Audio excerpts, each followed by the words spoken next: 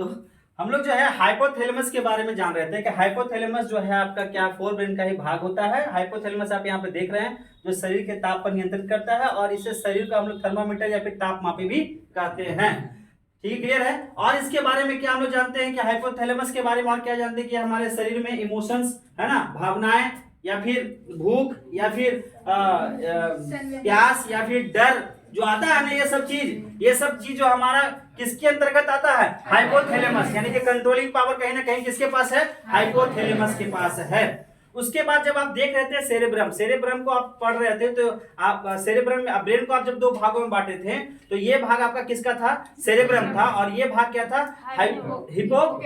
Hippocampus था। तो जिस प्रकार से आप यहाँ पे सेरेब्रम का 4 लॉबी बांटे हैं उसी प्रकार से आप यह कह सकते हैं कि हिपोकैम्पस जो है ये 5वां लॉबी है।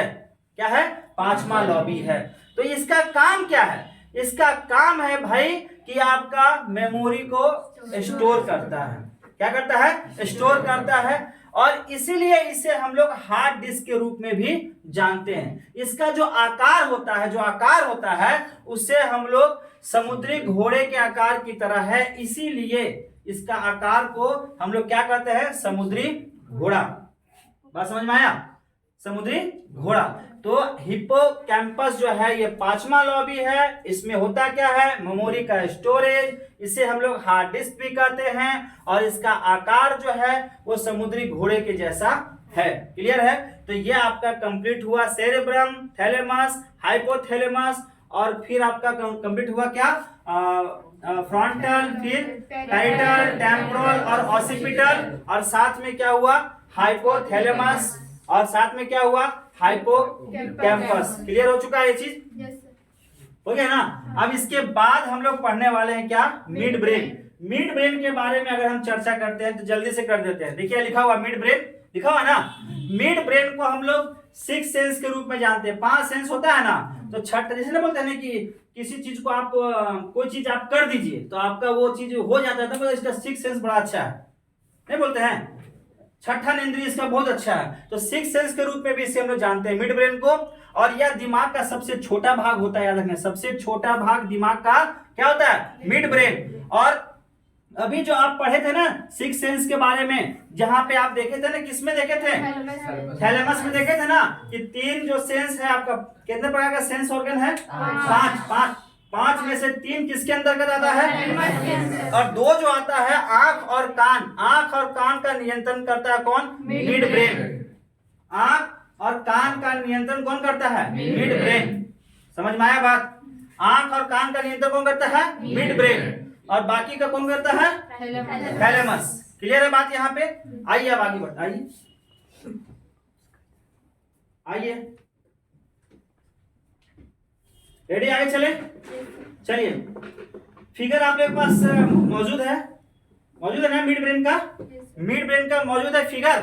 अब मिड ब्रेन के बारे में एक चीज और आपको यहाँ पे मेंशन होना चाहिए था कि यहाँ पे इसको जो मिड ब्रेन का फिगर दिए थे आपको, हम दिए थे ना, जो कि आंख को जो कंट्रोल करता है, आंख का और कान को जो कंट्रोल करता है, उससे हम लोग क्या नाम से जानते हैं, बोलिए, कहते हैं ना, वो कंट्रोलिंग करता है उसको। ये चीज याद रखिए, वो चीज यहाँ पे मेंशन नहीं, ठीक है। अब इसके बाद जो हम लोग पढ़ने वाले हैं वो पढ़ने वाले हैं क्या, कि फंक्शंस ऑफ हिंड ब्रेन। तो यहाँ से स्टार्ट करते हैं फंक्शंस ऑफ हिंड ब्रेन। तो हिंड ब्रेन में जो हम लोग पढ़ेंगे वो पढ़ेंगे पहले किसको, पॉन्स को। आप इसको ऐसे कह सकते हैं कि हिंड ब्रेन को 3 भागों में रखा गया, पहला पॉन्स, दूसरा मेडुला ऑब्लोंगेटा, तीसरा सेरिबेलम। रेडी हैं? तो चलिए सबसे पहले हम लोग पढ़ने वाले हैं वो पढ़े हैं पॉन्स। पॉन्स होता क्या, देखिए पॉन्स जिस प्रकार से आपके क्षेत्र में एक पोस्ट ऑफिस होता है ना, पोस्ट ऑफिस का मतलब क्या होता है, पोस्ट ऑफिस करता क्या है, पोस्ट ऑफिस करता क्या है कि वो एक मीडिएटर का काम करता है। आप समझिए क्या काम करता है, मीडिएटर का मतलब कहीं से कुछ आया, उसके पास आया, फिर वो आपको खोज के पहुंचाएगा। तो इसी प्रकार से हमारे शरीर से कोई भी चीज मैसेज जो पास करेगा वो सबसे पहले कहां पर जाएगा, किसके पास, पॉन्स के पास। फिर पॉन्स उसको भेजेगा कि जाओ भैया तुम आगे चल जाओ। इसीलिए पॉन्स को हम लोग पोस्ट ऑफिस के रूप में जानते हैं। दूसरा चीज, पॉन्स ऑफिस को हम लोग एक ब्रिज के रूप में भी जानते हैं। ब्रिज इसलिए कहा जा रहा है क्योंकि यह एक ब्रिज के भांति काम करता है, एक किनारा को दूसरे किनारे से जोड़ता है। बात समझ में आया? एक किनारे को दूसरे किनारे से जोड़ता है, इसलिए इसको पॉन्स को हम लोग ब्रिज के भांति भी हम लोग कह सकते हैं। तीसरा बात इसमें क्या आता है, अगर हम किताबी बात करेंगे तो किताबी बात में अगर हम कहेंगे तो पॉन्स शरीर और मस्तिष्क, शरीर और मस्तिष्क के बीच सामंजस्य बनाता है। ठीक है, उसके बाद पॉन्स के माध्यम से संकेत शरीर से कहां तक जाता है, मस्तिष्क तक। लेकिन इसका सबसे जरूरी चीज, सबसे जरूरी बात कि यह जो है कंट्रोल किस हार्मोन से होता है, मेलाटोनिन हार्मोन से यह कंट्रोल होता है, जिसे क्या कहते हैं हम लोग, ये पॉन्स, क्या कहते हैं, पॉन्स। क्लियर है ये तीन चीज। अब आते हैं हम लोग क्या, मेडुला ऑब्लंगेटा। ध्यान दीजिएगा, मेडुला ऑब्लंगेटा क्या होता है। देखिए, मेडुला ऑब्लंगेटा अनैच्छिक क्रियाओं पे नियंत्रण, अनैच्छिक क्रियाओं पे नियंत्रण। अब ये अनैच्छिक क्रिया क्या होता है बताइए तो, जिसपे कंट्रोल नहीं कर सकते हैं उसे कहते हैं अनैच्छिक क्रिया। और मेडुला ऑब्लंगेटा जो है अनैच्छिक क्रिया पे क्या करता है, नियंत्रण करता है। अब देखिए, अनैच्छिक क्रिया दो भागों में हो सकता है। पहला जैविक और दूसरा सहायक। जैविक क्या होता है, तो जैविक कहने का मतलब है, आप ऐसे समझिए बोल भाषा में, मेडुला ऑब्लंगेटा के अंतर्गत जो दो क्रियाएं होती हैं, पहला होता है जैविक और दूसरा होता है सहायक। तो जैविक का मतलब यह हो गया कि उसके बिना अगर वो चीज आपके अंदर में ना हो, जैसे बहुत सारा ऑर्गन है ना, अगर वो वर्क करना बंद कर दे तो आप समझ जाइए कि आपकी क्या हो गई, राम राम सत्य है। बात समझ रहे हैं, बात समझ रहे हैं ना। और सहायक क्रिया क्या हो गया कि जिसके ना होने से आपकी मृत्यु ना हो, जिसके ना होने से मृत्यु ना हो। जैसे कि अगर हम बात करें आपसे, अगर आपसे हम कहें कि भाई आपको छींक अगर नहीं आता है तो क्या आपकी मृत्यु हो जाएगी, बोलिए सुनो, हो जाएगा ना, नहीं होगा, मृत्यु नहीं होगा। लेकिन आपका अगर धड़कन बंद कर दे काम करना तो, आपका पाचन ना हो ढंग से तो, आपका श्वसन ना हो ढंग से तो हो जाएगा ना, बात समझ रहे। लेकिन अगर आप कहिए कि हमको हफनी नहीं आ रहा है तो मर जाए, हो जाएगा क्या, नहीं ना होगा। बात समझिए, डिफरेंस समझ में आया। मेडुला ऑब्लंगेटा क्या,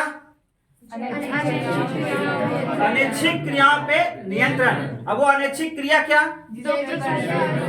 अनैच्छिक क्रिया को क्या कह सकते हैं सरल भाषा में, जिसपे कंट्रोल, उसको कितने भागों में रखा गया, दो भागों में, पहला दूसरा। बात समझ रहे। जैविक क्रिया में क्या मतलब, जिसके नहीं होने से क्या हो जाएगा, मृत्यु होने की संभावना है। और सहायक मतलब जिसके ना होने से मृत्यु। क्लियर है। तो अब हम लोग बात करते हैं सबसे पहले,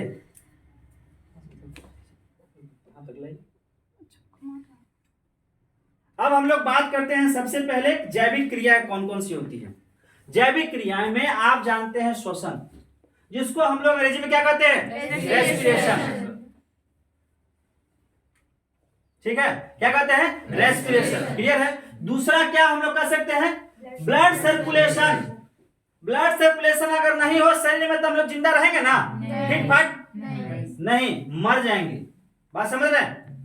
और उसके बाद क्या कह सकते हैं, डाइजेशन, पाचन जिसको कहते हैं, और एक्सक्रीशन कह सकते हैं, और हार्ट बीटिंग कह सकते हैं, और लार का बनना। ये सब किसके अंतर्गत आता है। अब जो दूसरा है सहायक क्रियाएं, सहायक क्रिया में क्या क्या, छींकना, हफनी, खांसना, खराटा लेना, हिचकी लेना, ये सब आता है किसमें, सहायक क्रिया, जिसके ना होने से आपकी मृत्यु नहीं होगी। बात समझ में आया। पॉन्स, बोलचाल की भाषा में पॉन्स जोड़ने का काम, बात समझ रहे हैं। नोट्स में लिखवा देना बाकी सब डिटेल। मेडुला हम लोग बेटा समझ रहे हैं, अनैच्छिक क्रियाएं पे नियंत्रण, बात समझ रहे हैं। उसके बाद आते हैं किस पे हम लोग, सेरेबेलम। चलिए तो सेरेबेलम के बारे में हम लोग चर्चा करते हैं, ठीक है। सेरेबेलम आप ये जान लीजिए कि सेरेबेलम इसको हम लोग एक नाम से जानते हैं जिसको कहते हैं जीवन का पेड़, और एक नाम होता है जिसे कहते हैं छोटा दिमाग। तो अगर कोई आपसे पूछे आपके छोटा दिमाग किसे कहते हैं तो आप क्या कहिएगा, जिसको हिंदी में क्या कहते हैं, अनुमस्तिष्क। और इससे हम लोग जीवन का पेड़ क्यों कहते हैं, हृदय पर इसका क्या होता है, नियंत्रण होता है, इसीलिए इसको हम लोग क्या कहते हैं, जीवन का पेड़। अगर हम सेरेबेलम का फंक्शंस की बात करेंगे तो मस्कुलर कॉन्ट्रैक्शन, दूसरा मोमेंट कोऑर्डिनेशन, तीसरा शरीर का संतुलन, और चौथा बोलना। ये जो है किसके अंतर्गत आता है, सेरेबेलम के अंतर्गत आता है। बात समझ में आया, क्लियर है यहाँ पे। उसके बाद आप याद रखिएगा, जिस तरह से कोई व्यक्ति अगर शराब पीता है तो शराब पीने के बाद उसके शरीर का बहुत सारा अंग जो है वो खराब होता है ना, तो उसमें एक और भी आता है, वो कौन सा डिस्टर्ब कर देता है, सेरेबेलम भी जो है वो नष्ट कर देता है एक तरह से, है ना, उसका भी बहुत ज्यादा डिस्ट्रॉय कर देता है। ठीक है, यहाँ पे क्लियर है। उसके बाद हम लोग पढ़ते क्या, ब्रेन स्टेम। ब्रेन स्टेम क्या होता है तो सुन लीजिए। ब्रेन आप अभी देखें ना, क्या पॉन्स देखें ना आप लोग, पॉन्स, मिड ब्रेन और मेडुला। पॉन्स, मिड ब्रेन और मेडुला का तीनों का जब समावेश होता है तो उसे हम लोग क्या कहते हैं, उसे कहते हैं ब्रेन स्टेम। Brain stem. अब सवाल उठेगा कि इस तीनों में, मेडुला में, पॉन्स में और मिड ब्रेन में, तीनों में बताइए सबसे बड़ा कौन होता है, आप बोलिएगा पॉन्स।